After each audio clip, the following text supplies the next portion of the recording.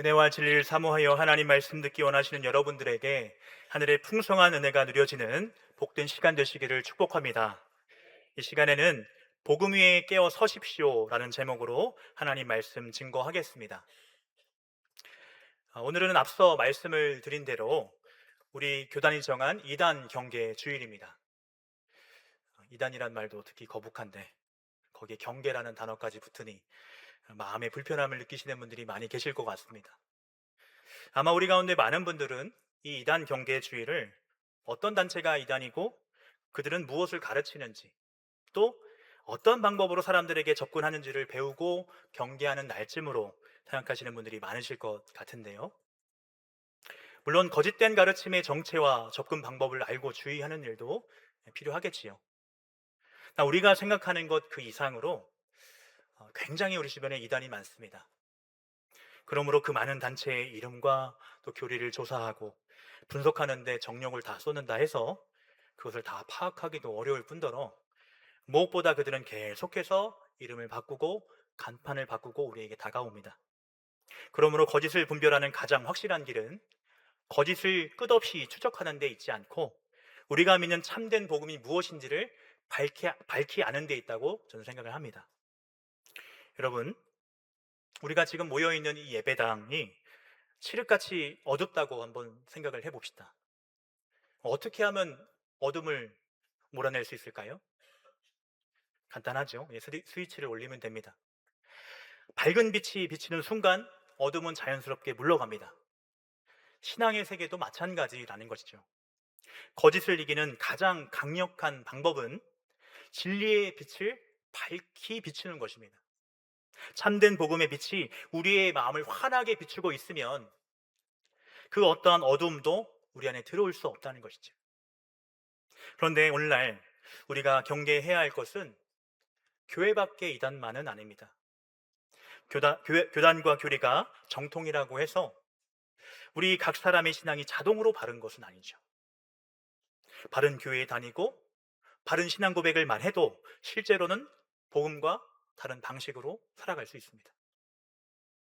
하나님의 은혜를 말하지만 자신의 열심과 공로를 자랑할 수 있습니다. 하나님을 사랑한다 말하면서 사실 하나님이 아닌 하나님 손에 들린 선물 보따리를 원하는 것일 수 있다는 것이죠.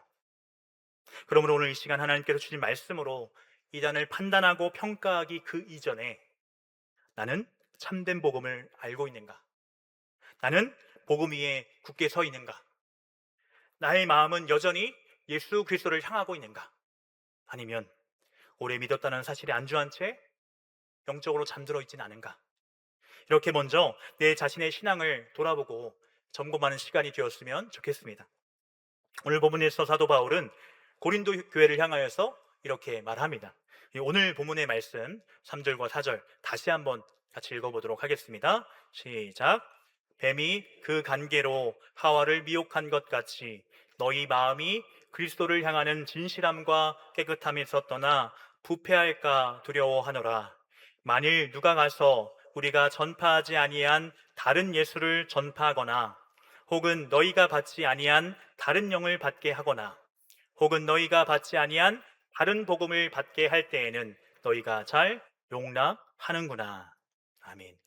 이 오늘 본문을 통해서 세 가지 말씀을 함께 나누겠습니다. 먼저 첫 번째입니다. 거짓된 가르침은 우리의 마음을 그리스도에게서 떠나게 한다는 거예요. 오늘 본문에서 바울은 고린도 교회를 향하여서 바라보면서 두려워하였다고 말씀하는데요. 바울이 두려웠던 것은 그들의 마음이 그리스도를 향한 진실함과 깨끗함에서 떠나 부패할까 하는 것이었습니다.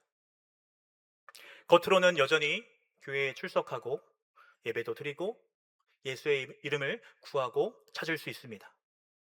그런데 그 마음의 중심이 자신도 모르는 사이에 조금씩 그리스도에게서 멀어질 수 있다는 것이죠. 그래서 우리가 늘 살펴야 하는 것은 우리의 이 마음입니다. 그렇다면 우리의 마음은 어떻게 그리스도에게서 멀어지는 것일까요?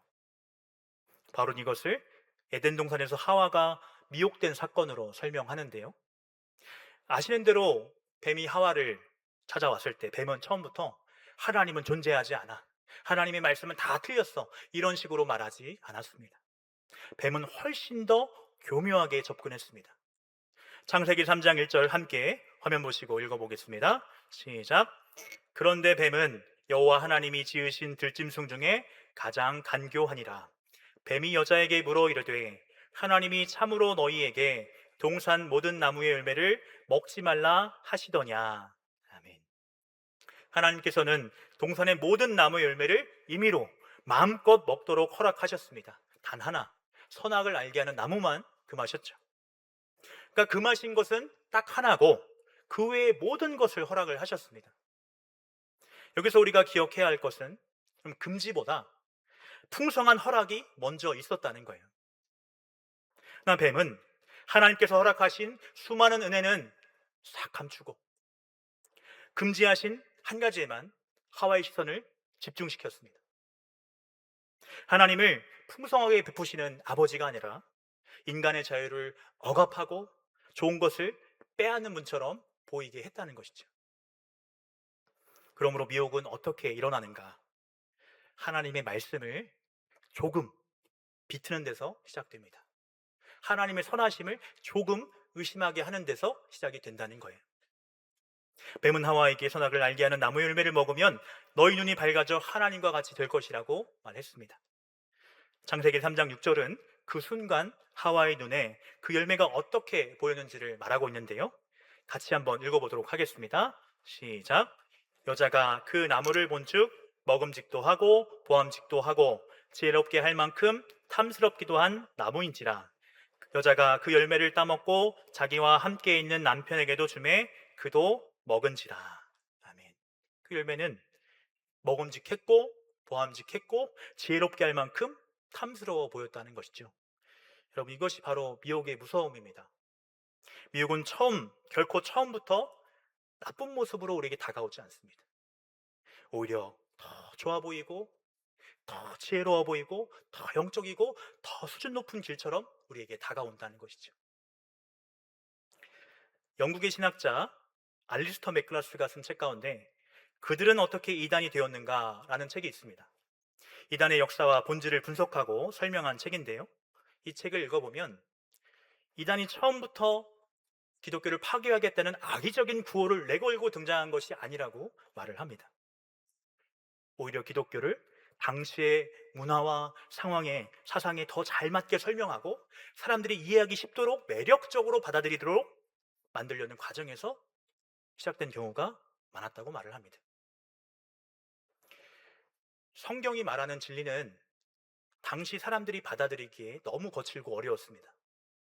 삼위일체 교리는 말할 것도 없이 하나님께서 사람이 되셨다는 성육신도 이해하기 어려웠고 하나님의 아들이 십자가에서 죽으셨다는 복음도 당시 사람들에게는 어리석고 거리끼는 이야기처럼 들렸습니다.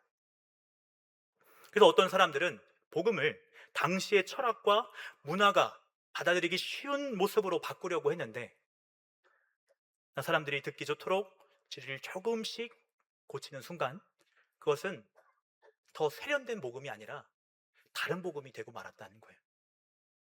근데 여기서 우리가 더 깊이 좀 생각해 봤으면 하는 것은 진리를 변질시키는 사람들은 차치하더라도 왜 사람들은 거짓된 가르침을 더 매력적으로 느낄까? 왜 사람들은 어리석은 가르침에 빠지는 것일까 하는 것입니다. 사람들이 이단에 빠지는 내면의 동기에는 여러 가지가 있을 수 있을 것입니다. 교회에서 충분히 돌봄을 받지 못했다는 외로움일 수도 있고 교회 안에서 사람에게 상처받고 실망한 경험일 수도 있습니다. 또 열심히 신앙생활을 했지만 삶의 문제가 해결되지 않았다는 낙심도 하나의 이유일 수 있을 것입니다. 우리에게 독심술이 있는 것도 아니고 사람들의 그 속사정을 우리가 다 알 수는 없죠. 다만 우리는 누가 미혹되기 쉬운 영적인 상태에 있는가 하는 것은 알 수 있습니다. 10중 8구 그것은 교회에 대한 불만으로 가득한 사람들입니다. 현재 내가 출석하고 있는 교회에 만족하고 그래서 감사한 마음으로 신앙생활을 하고 있는 사람이 다른 단체나 다른 사상에 관심을 둘 리가 없다는 것이죠. 그 얘기를 듣고도 튕겨나갑니다. 물론 저는 지금 교회가 언제나 옳다는 것을 말씀드리려는 것은 결코 아닙니다. 여러분, 우리가 이 땅에 존재하는 보이는 교회와 관련하여서 꼭 잊지 말아야 될 사실이 하나 있는데요. 그것은 이 땅에는 문제없는 교회는 없다는 것입니다. 정말 그렇습니다. 문제없는 교회는 없습니다. 초대교회를 그러면 한번 생각해 보십시오. 고린도 교회는 분열과 음행의 문제가 아주 심각했던 교회였습니다. 갈라디아 교회는 다른 복음 때문에 흔들렸고, 예루살렘 교회에도 구제 문제로 갈등과 원망이 있었습니다. 요한계시록에 나오는 7교회 역시 주님께 책망받을 문제가 많이 있었던 교회였습니다. 성경에 기록된 교회들조차 완전하지 않았다는 것이죠. 교회는 완전하신 그리스도를 믿지만 여전히 연약하고 부족한 사람들이 모인 공동체입니다. 교회가 상처 입은 사람을 충분히 돌보지 못할 수 있고, 성도의 진지한 질문에 성실히 답하지 못할 수도 있습니다. 목회자와 직분자의 권위주의와 무책임, 위선과 사랑 없는 태도로 인해서 깊은 상처를 입는 사람도 있습니다. 그러한 잘못은 결코 덮어서는 안 될 것입니다. 그래서 개혁교회는 늘 개혁이 되어야 합니다. 이때 교회는 자신의 부족함을 겸손히 인정하고 회개해야 하고, 잘못된 모습을 바로잡고 상처 입은 사람을 보호하고 돌봐야 합니다. 여기서 제가 묻고 싶은 것은, 늘 문제는 교회에 있고 나는 항상 옳으냐 하는 것입니다. 내가 품고 있는 교회에 대한 불만은 과연 모두 정당하냐 하는 것입니다. 교회 내에 문제가 있다는 사실과 내가 교회에 품고 있는 모든 불만이 온당하다는 것은 결국 같은 말이 아니에요. 교회의 부족함을 말하기 전에 불만 속에 숨어있는 나의 마음도 함께 살펴봐야 한다는 것입니다. 왜냐하면 우리의 불만은 내가 기대한 방식으로 사랑을 받지 못해서, 내가 원하는 만큼 인정을 받지 못해서 이와 같은 자기중심적인 마음에서 기인한 것일 수 있기 때문입니다. 나는 교회로부터 어떤 대우를 받기 원했습니까? 교회가 나를 더 알아주고 더 위로해주고 더 세심하게 돌봐주기를 기대하지 않았습니까? 내가 품은 질문에 즉시 답을 주고 내 상처를 치유하고 내 삶의 문제까지 해결해 주기 바란 것은 아닙니까? 그리고 그 기대가 충족되지 않았을 때 교회 전체가 잘못되었다고 판단을 하고 복음까지 시시하게 여겼던 것은 아닌가요? 교회는 그리스도의 몸입니다. 그리고 이 교회의 머리는 예수 그리스도이십니다. 그리스도께서 교회의 주인이시지 내가 주인이 아니라는 거예요. 교회는 나의 필요를 위해서 존재하는 것이 아닙니다. 교회는 나의 만족을 위해서 존재하는 것이 아니라 그리스도를 예배하고 그리스도를 섬기는 공동체입니다. 하와의 마음도 이와 다르지 않았습니다. 여러분, 하와의 불만은 온당했습니까? 하나님께서 정말 하와에게 인색하셨습니까? 좋은 것을 감추고 자유를 억압하셨습니까? 아니죠. 문제는 하나님의 처사가 아니라 하나님의 은혜를 바라보는 이 하와의 마음이었잖아요. 우리가 가지는 교회에 대한 불만도 이와 같을 수 있습니다. 물론 교회가 부족하고 잘못한 부분이 있을 거예요. 나 우리의 마음을 더 깊이 들여다보면 교회가 내 기대를 충족시키지 못했다는 불만, 내가 원하는 만큼 인정을 받지 못했고, 내가 바라는 방식으로 위로를 받지 못했고, 내가 기대한 시간 안에 문제가 해결되지 않았다는 불만이 거기에 있을 수 있습니다. 그리고 바로 이때 거짓된 가르침은 우리의 상처를 치유하는 것이 아니라 우리의 이 불만을 더욱 증폭시킵니다. 당신이 잘못된 게 아니라 그 교회가 잘못된 거야. 이런 식으로 미혹이 일어난다는 것이죠. 사랑하는 여러분, 참된 복음은 상처받은 우리의 자아를 무조건 옳다고 인정하지 않습니다. 죄송하지만 참된 복음은 대개 우리의 자아와 충돌합니다. 복음은 내가 듣고 싶은 말만 들려주지 않는다는 거예요. 내가 옳다고 주장하는 그 마음, 내가 인정받고 싶어하는 욕망, 내 뜻대로 되지 않으면 분노하고 불평하는 그 자아를 정면으로 무너뜨립니다. 그래서 우리 주님께서 무엇을 말씀하셨습니까? 자기를 부인하고 자기 십자가를 지고 나를 따르라 말씀하셨잖아요. 날마다 내가 죽어야 한다는 것은 다른 뜻이 아닙니다. 내 안에 완고한 자, 내가 옳다고 고집하는 마음, 모든 것을 나 중심으로 판단하려는 그 자아가 죽어야 한다는 뜻입니다. 그러므로 교회에 대한 실망과 불만이 생겼을 때 가장 먼저 해야 할 일은 다른 사람을 판단할 것이 아니라 나 자신을 돌아보는 것입니다. 물론 교회의 잘못은 분명히 바로 잡아야 합니다. 그러나 그 문제 속에서 타인의 잘못만 볼 것이 아니라 하나님께서 그 일을 통해서 지금 내 안에 무엇을 드러내고 계시는지를 함께 살펴봐야 한다는 거예요.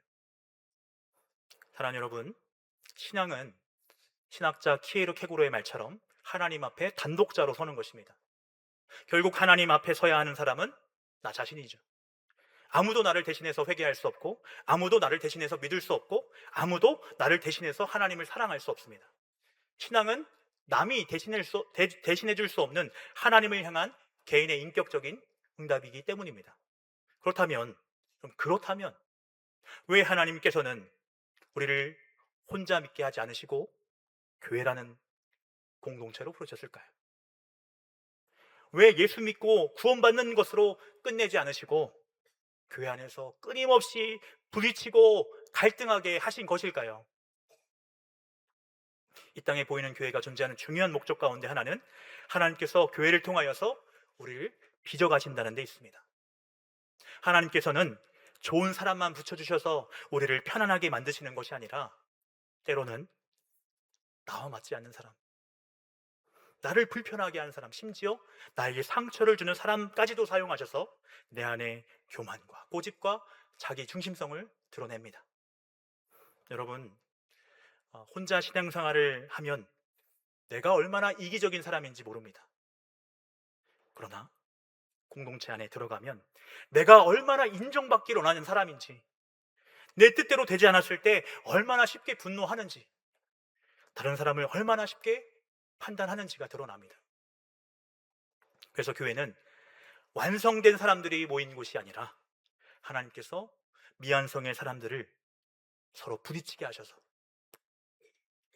모난 곳을 깎아 그리스도를 닮아가도록 빚으시는 자리입니다. 그러므로 우리는 교회의 문제, 타인의 문제를 보기 전에 내 자신을 먼저 성찰하고 돌아볼 수 있는 믿음이 우리에게 있었으면 좋겠습니다. 여러분, 하나님의 살아계심을 믿으십시오. 그리고 살아계신 주님께서 지금 나에게 원하시는 것이 무엇인지를 주님의 마음으로 돌아보는 것입니다. 주님, 교회의 잘못을 분별하게 하시되 이 불만 속에 숨어있는 나의 죄성도 보게 하여 주옵소서. 사람에게 받은 상처 때문에 주님에게서 멀어지지 않게 하시고 내가 원하는 교회가 아니라 주님께서 기뻐하시는 교회를 함께 세워가게 하옵소서. 하와의 문제는 단지 금지된 열매를 먹은 그 행동에 있지 않습니다. 하나님께서 베푸신 은혜에 만족을 못한 거예요. 하나님의 선하심보다 자신의 판단을 더 신뢰했고 하나님께서 정하신 길보다 자기 눈에 더 좋아 보이는 길을 선택한 것입니다. 미혹은 바로 이 지점에서 시작이 됩니다. 내 기준으로, 내가 보기에 옳은 소견으로 하나님과 교회를 판단하기 시작할 때 더 좋아 보이고 더 특별해 보이는 가르침이 마음에 들어오기 시작하는 거예요. 그런데 이러한 미혹은 교회 밖에서만 일어나는 것은 아니라는 것이죠. 나를 지으신 분, 그리고 이 모든 세상을 창조하신 분이 하나님이라는 사실을 우리가 분명히 믿는다면 내 인생의 주인은 하나님이시고 고로 우리 인생의 가장 소중한 분은 하나님이 되어야 합니다. 그래서 성경이 말하는 우상이란 다른 것이 아닙니다. 하나님보다 우선된 것, 하나님보다 먼저 된 것이 우상이라는 거예요. 여러분에게 하나님은 몇 번이십니까? 아니, 목사님 무슨 그런 말씀하세요. 제게 하나님 당연히 1번이죠. 우리가 이렇게 말은 하는데 성공, 출세, 건강, 물질회복, 자녀의 성공 이런 것들을 더 우선순위에 놓을 때가 얼마나 많습니까? 여러분, 신앙생활은 내 뜻을 관철시켜서 하나님으로부터 뭔가를 얻어내는 게 아닙니다.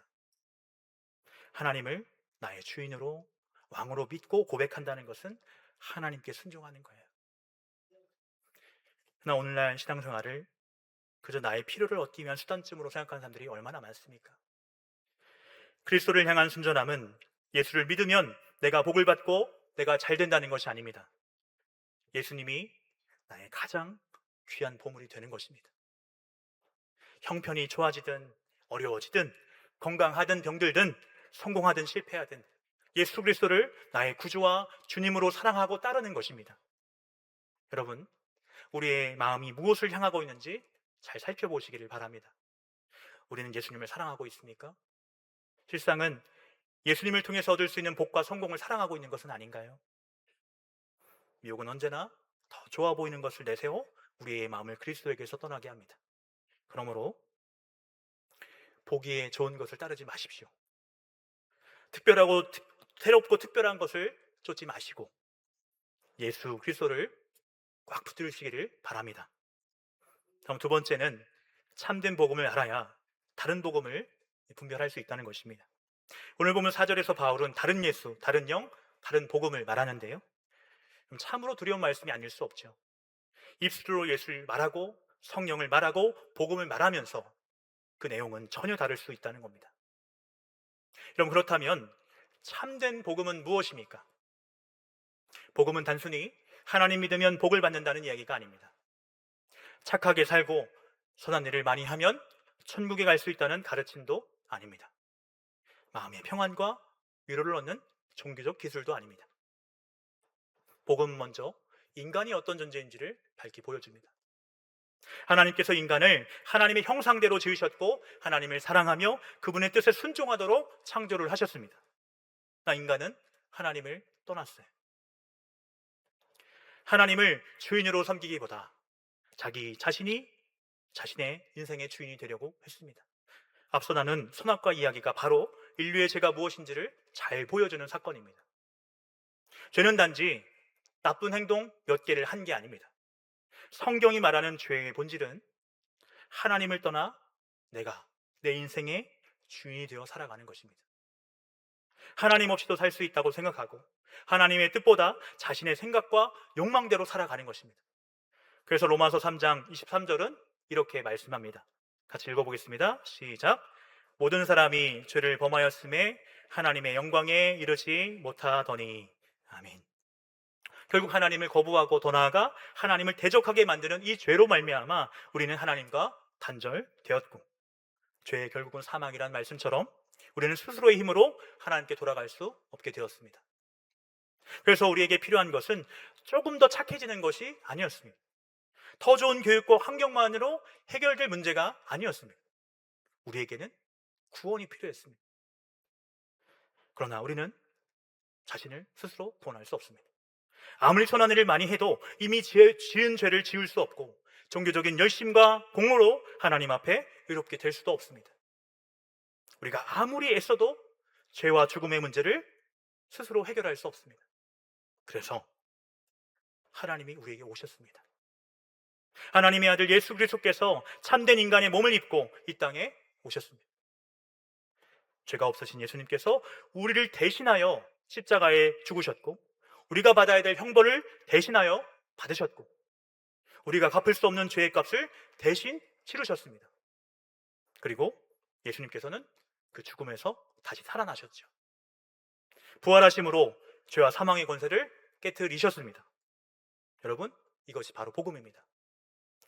여기서 중요한 것은 복음의 주어는 우리가 아니라 하나님이라는 거예요.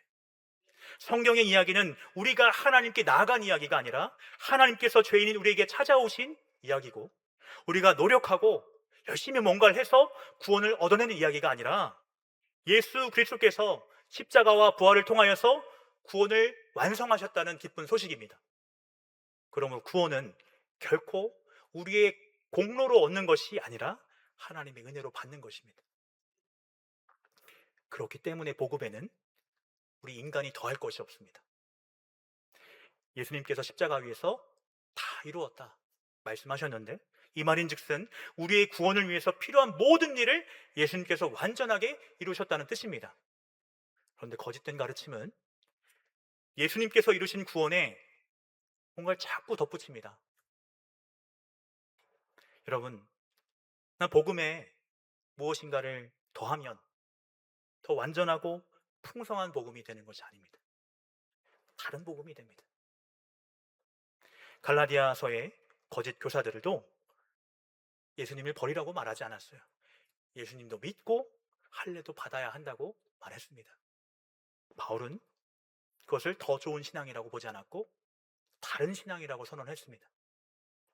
구원의 근거가 그리스도께서 이루신 일에서 인간이 추가로 해야 할 일로 옮겨졌기 때문이에요. 사랑하는 여러분, 그래서 복음은 예수님이 99%를 이루셨고 우리가 나머지 1%를 채우는 것이 아닙니다. 예수님께서 우리의 구원을 100% 이루셨다는 것입니다. 그 나머지를, 그 1%를 인간의 행위로 채우려는 순간 구원의 중심은 은혜에서 인간의 공로로 옮겨가게 된다는 것이죠. 여러분, 그래서 그 믿음으로 구원을 받는다는 것은 제가 볼 때는 좋은 표현은 아닌 것 같습니다. 그러니까 무슨 얘기냐면, 다시 말해서 내게 있는 믿음이 충분한 자격이 돼서 하나님이 구원해 주신다는 얘기가 아니라는 거예요. 우리는 믿음으로 구원을 받는 것이 아니라 하나님의 은혜로 구원을 받습니다. 다음에 소개하는 예화는 제가 이전 수요예배 설교 때 한번 사용했던 예화인데요. 우리가 교회 학교 시절에 불렀던 찬양 가운데 구원열차라는 찬양이 있습니다. 나는 구원열차 올라타고서 하늘 날아가지요. 아시죠? 이게 최신 찬양인가요? 네, 이런 찬양이 있는데 우리가 그 천국에 가려면 구원행 열차를 타고 가야 한다고 가정을 해봅시다. 근데 그 열차 티켓을 사려면 1만 달란트가 필요한 거예요. 네, 수중에 있는 돈이라고 하는 것은 한 데나리온에 불과합니다. 그 한 데나리온 가지고는 결코 그걸 살 수가 없는 거죠. 네, 여러분, 우리 구원열차의 차장이 누구라는 거죠? 이 찬양 아십니까? 우리 주님께서 차장이 되신다는 거죠. 그러니까 내가 가지고 있는 것은 한 데나리온 뿐이지만 정말 내가 구원받기를 원하고 그래서 하나님께 나와서 내 죄를 회개하고 내가 가진 이 한 데나리온을 차장이신 주님께 건네면 어떻게 해주신다는 겁니까? 티켓 값을 모두 지불한 것으로 간주해 주신다는 거예요. 그렇게 여겨주신다는 거예요. 바로 이것이 로마서에서 말씀하고 있는 믿는 자에게는 그의 믿음을 의로 여기시나니 라고 할 때 여기신다는 말의 정확한 의미입니다. 여러분, 한 달란트는 대략 6천 데나리온 정도 됩니다. 1만 달란트는 어떻게 되는 거예요, 그럼? 6천만 데나리온이 되겠죠. 내가 지불한 금액이 얼마라고요? 한 데나리온. 그러면 차장은 나를 위해서 얼마를 변제해 준 겁니까? 5,999만 9,999 데나리온을 지불해 준 거죠. 여기서 내가 가지고 있었던 한 데나리온, 이것이 믿음입니다. 여러분, 그래서 우리는 엄밀한 의미에서 믿음으로 구원을 받는 것이 아니라 하나님의 은혜로 구원을 받는 것입니다.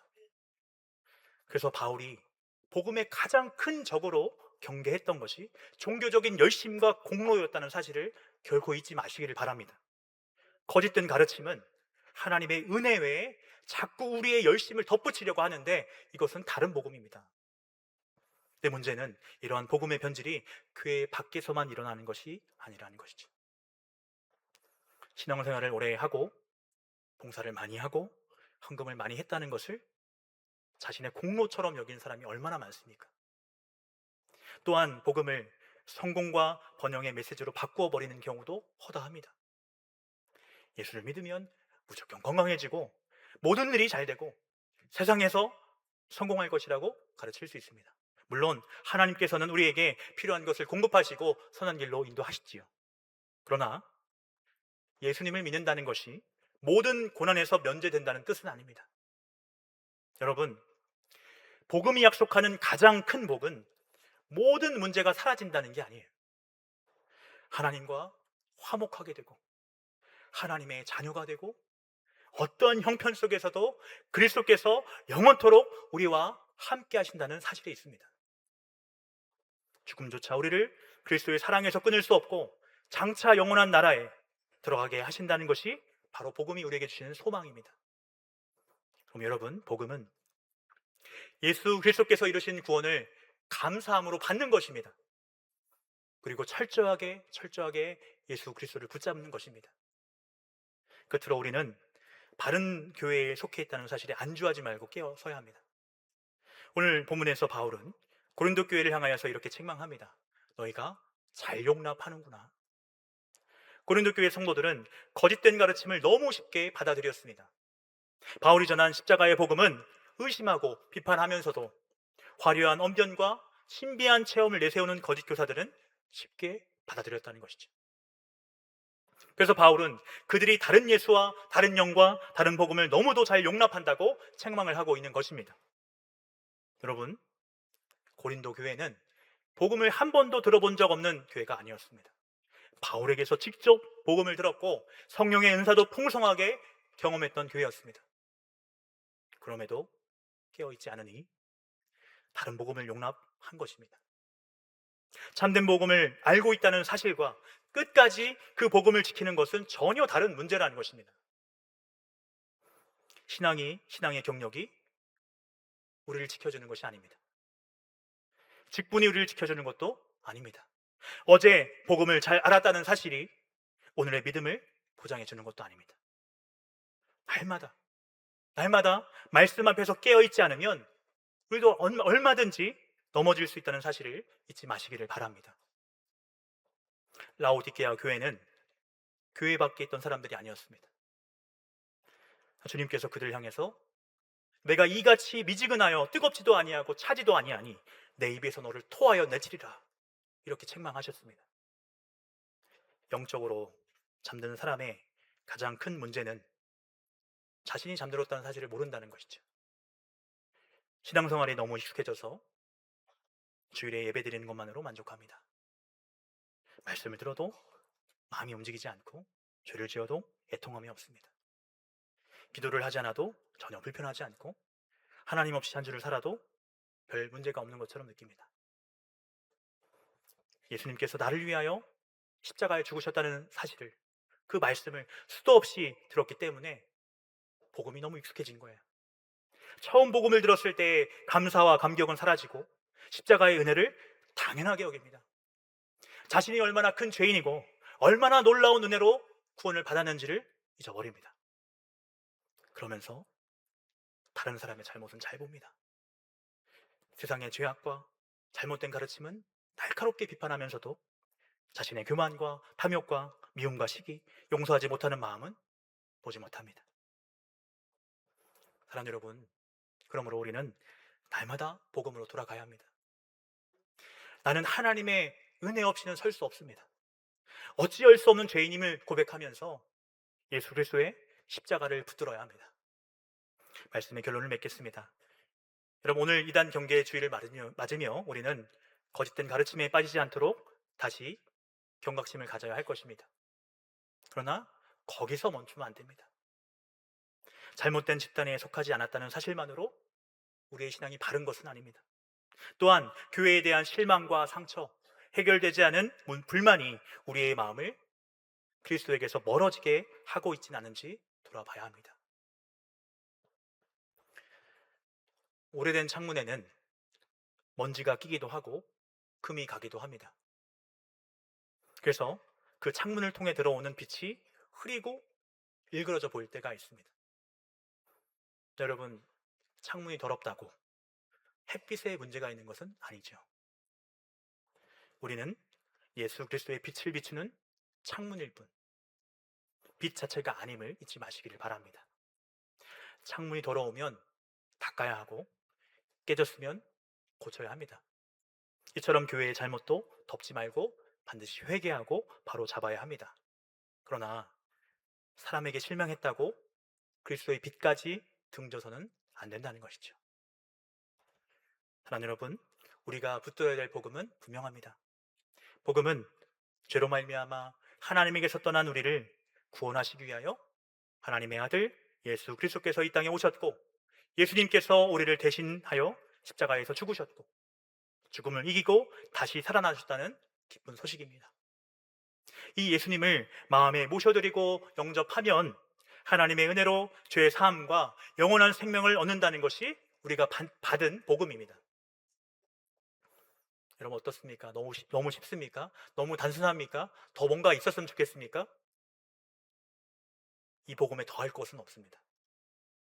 여기 무언가를 덧붙이는 순간 그것은 복음이 아니라 다른 복음이 됩니다.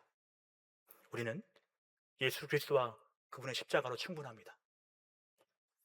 여러분, 그래서 우리가 신앙생활을 잘 한다는 것은 어제보다 오늘, 오늘보다 내일 예수 그리스도를 이전보다 더 많이 의지하는 것입니다. 나의 힘과 나의 경험과 열심이 아니라 주님을 더 의지하는 것입니다. 이것이 성령 충만입니다. 사람들은 이보다 더 높은 영성, 더 깊은 영적 세계가 있을 것을 착각하고 무언가를 추구하지만 다시 말씀드립니다. 최고의 영성은 예수님을 더 의지하고 예수님 없이 살 수 없음을 더 깊이 고백하는 것입니다.